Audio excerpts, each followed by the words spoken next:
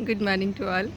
इस फूल को देखकर घबराइएगा मत, ये आज काफ़ी टाइम बाद पहला फूल खिला है। कल क्योंकि क्वेरी थी रमानी सर की कि उनके पास गुड़हल के बहुत सारे पौधे हैं लेकिन किसी पर फ्लावरिंग भी नहीं हो रही है, तो मेरे पास भी जैसे मैंने पहले भी दिखाया था 5-6 पौधे हैं, किसी पर भी फ्लावरिंग अभी तक तो नहीं स्टार्ट हुई है। ये वही पौधा है जिसके अंदर मैंने केले का छिलका दबाया था और अब देखिए इस पर कलियाँ फाइनली बनी हैं और फ्लावरिंग स्टार्ट हो गई है। तो जब बहुत लगातार बारिश होती है तो पौधा जैसे कि मैंने बताया कि वो ग्रोथ में चला जाता है क्योंकि उसे भरपूर मात्रा में पानी मिल रहा है और पानी के इवोपरेशन के लिए उसे वो लीव्स को पहुंचाता है और फ्लावरिंग थोड़ी सी कम कर देता है।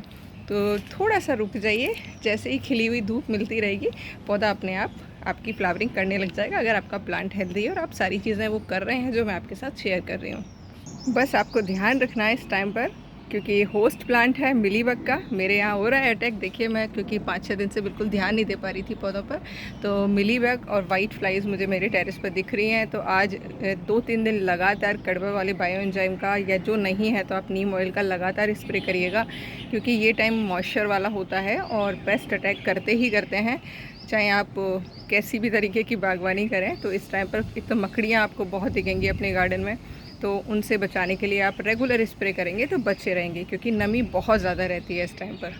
तो मैं आज जैसे अभी बादल नहीं हो रहा है, थोड़ी देर के लिए हल्का सा मौसम खुला हुआ है, तो अभी मैं सारे पौधों पर जो मेरा बायो एंजाइम बना हुआ रखा है वो सारे पौधों पर स्प्रे करूँगी, क्योंकि वाइट फ्लाइज मुझे अपराजिता पर दिख रही है, मॉर्निंग ग्लोरी पर दिख रही है और भी कई पौधों पर दिख रही है। तो रेगुलर आप स्प्रे करेंगे। पत्तों के नीचे पॉसिबल नहीं है इस टाइम पर इतने सारे पौधों में, लेकिन मैं पत्तों के ऊपर करती हूँ, तो मिट्टी में भी गिरता है वो, तो काफ़ी हद तक कंट्रोल हो जाता है। तो रेगुलर करते रहिएगा।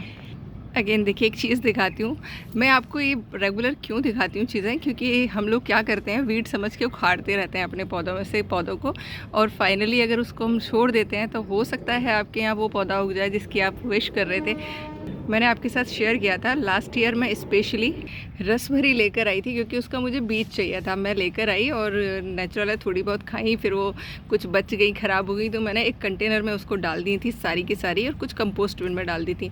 अब नेचुरल है कंपोस्ट बिन की मिट्टी जिस जिस भी पौधे में गई होगी खाद, तो देखिए उसमें ये उगना शुरू हो गए हैं। मैं इसे उखाड़ रही थी क्योंकि मुझे ये मकोई नहीं लग रहा था, लेकिन फिर भी फाइनली मैंने छोड़ दिया, क्या पता मैं इनके क्या निकलता है। और फाइनली देखिए आज रसभरी दिख रही है। तो देखिए मैंने अक्सर आप लोगों के साथ शेयर किया है कि जो भी जड़ी बूटियाँ लाइक इस टाइम पर जो उगती हैं बारिश के दिनों में, यकीन मानिए सबकी मेडिसिनल वैल्यूज़ होती हैं, बस हमें उनके बारे में पता नहीं है। कई लोग कहते हैं कुछ पौधों के लिए वो पॉइजनस होता है, तो आयुर्वेद में जहाँ तक मैंने पढ़ा या सुना है कि जो पॉइजनस प्लांट भी होता है ना, उनको भी अगर प्रॉपर तरीके से लिया जाता है या उनकी दवाइयाँ बनाई जाती हैं तो वो बहुत ज़्यादा उपयोगी होती हैं।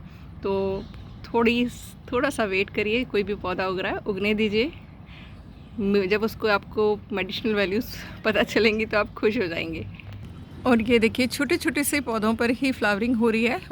देखिए कितने से छोटे से मैंने एक प्लास्टिक के बैग में लगाया हुआ है, जो कि चावल का पॉलीथीन है छोटा सा, और ये देखिए थोड़ी सी मिट्टी है और फ्लावरिंग देखिए आप। रेगुलर इनमें से फूल खिलते हैं, मैं हटाती रहती हूँ, क्योंकि नहीं हटाऊंगी तो बीज बनेंगे, फूलों का साइज़ कम हो जाएगा, छोटा हो जाएगा और फूल भी कम हो जाएंगे। तो रेगुलर पिंचिंग करते रहिएगा, तभी आपके यहाँ रेगुलर इन पर फ्लावरिंग होती रहेगी।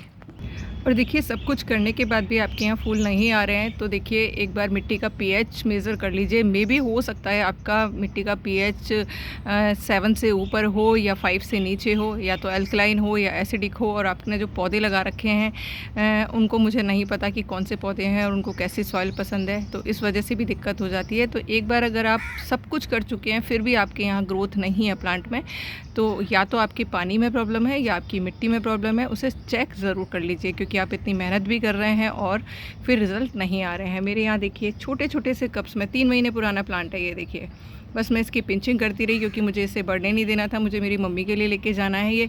तो देखिए प्लांट हेल्दी है, फ्लावरिंग भी, कलियाँ भी देख रहे हैं, फूल भी खिल रहे हैं। कई लोगों का सवाल है कि मैम कटिंग लगाकर आप प्लास्टिक से कवर करती हैं, उनको बारिश में रखती हैं या शेडी एरिया में रखती हैं? तो देखिए मैं छत पर ही रखती हूँ। एक तो देखिए ऊपर खुला आसमान है, नीचे टेरेस है और कहीं पर भी मेरे शेडी एरिया नहीं है ऐसा जहाँ बारिश का पानी ना आता हो। एक सिर्फ ये जगह है, ये छज्जा कह सकते हैं, जिसके नीचे काफ़ी सारे प्लांट रखे हुए हैं लेकिन इनके ऊपर भी प्रॉपर बारिश का पानी आता है। आप देख पा रहे होंगे पानी की जो बूंदें हैं पौधों पे आपको नज़र आ रही हैं, इन सब पर बारिश का पानी पूरा आता है।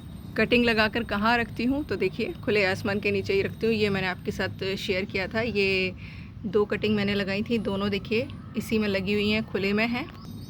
ये मैंने हाइब्रिड जो विंका है उसकी देखिए सारी कटिंग लगाई मैंने, ये नदी के रेत में है लेकिन ये भी खुले आसमान के नीचे है। बारिश का पानी पड़ रहा है रेगुलर और तेज़, कितनी बारिश आ रही है ये सबको पता है हमारे एरिया में। अगेन देखिए ये पिंक वाले हाइब्रिड की मैंने कटिंग लगाई थी, ये भी खुले आसमान के नीचे। देखिए सारा का सारा खेल जो है ना मिट्टी का है। मिट्टी जिस भी मीडिया में आपने लगाया, चाहे वो नदी के रेत में लगाया है, चाहे वो मिट्टी में लगाया है या मिक्स मिट्टी में लगाया है, कोकोपीट में लगाया है, सारा खेल उसका है कि वो कितना पानी होल्ड कर रही है और उसका ड्रेनेज प्रॉपर है किस तरीके से है, तो बहुत अच्छे से आपका हो जाएगा। तो देखिए मैं बहुत ज़्यादा कुछ तो नहीं जानती हूँ बट जो एक्सपीरियंस कर रही हूँ वो आप लोगों के साथ रेगुलर शेयर कर रही हूँ, क्योंकि गार्डनिंग को इतना ज़्यादा कंफ्यूजिंग बना दिया है हम जैसे वीडियो बनाने वालों ने कि पता ही नहीं ये डाल दो वो डाल दो वो डाल दो। और मुझे लगता है कि आप बस अपने वेस्ट को मैनेज कर लेंगे, थोड़ा सा जो प्रकृति से मिलता है बहुत फ्री में पत्ता कलेक्ट कर लेंगे, आप यकीन मानिए बहुत अच्छी मिट्टी तैयार कर पाएंगे। और लास्ट में एक ही मैसेज देना चाहूँगी, सर्दियों के लिए मिट्टी तैयार करना शुरू कर दीजिएगा। खूब सारी सब्जियां लगाएंगे, कितने भी पौधे लगाइए सजावटी, लेकिन कुछ ऐसी पौधे ज़रूर लगाइए जिनकी मेडिसिनल वैल्यू हो या फिर जो खाने में काम होते हों, क्योंकि सब कुछ केमिकल वाला मिल रहा है। तो कुछ चंद चीज़ें आप अगर केमिकल फ्री खा लेंगे तो फ़ायदा ही होगा, नुकसान कुछ भी नहीं होगा। जल्दी शेयर करूँगी, कई लोगों की क्वेरी है कि मैम आपने कौन कौन से मेडिसिनल प्लांट लगा रखे हैं, तो उनका मैं आपके साथ शेयर कर दूँगी कि मेरे पास कौन कौन से हैं जो कि बहुत आसानी से उग जाते हैं और फ्री में मिल जाते हैं। तो बने रहिएगा मेरे चैनल पर, और अगर वीडियोस पसंद आते हैं तो प्लीज़ शेयरिंग ज़रूर करा करिए, क्योंकि आपका एक शेयर ही है जो और लोगों तक इन इन्फॉर्मेशंस को पहुंचाता है। Thank you for watching. Subscribe या फॉलो नहीं किया है तो कर लीजिएगा। Once again thank you.